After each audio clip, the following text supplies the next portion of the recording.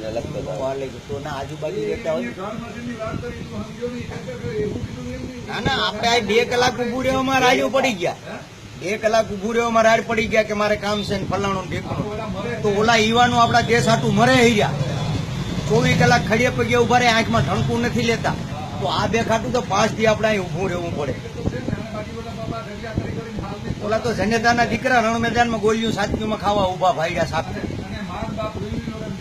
આપી દે આપણે તો અહીં મજા હશે તો ધન્ય ઈને તો આપણે ભગવાન લેખાય નરેન્દ્ર મોદી તો ભગવાનનો અવતાર કહેવાય ગરીબ માણસ માટે એને કેટલી સહાય કરી એમ ખાતા રાખ્યો તો દેવભાઈ પોતે છે એ વડોપ્રધાન છે એનો ભાઈ છે એસટી નો ડ્રાઈવર છે તો એના ભાઈ ને એ વડો નો બનાવી દે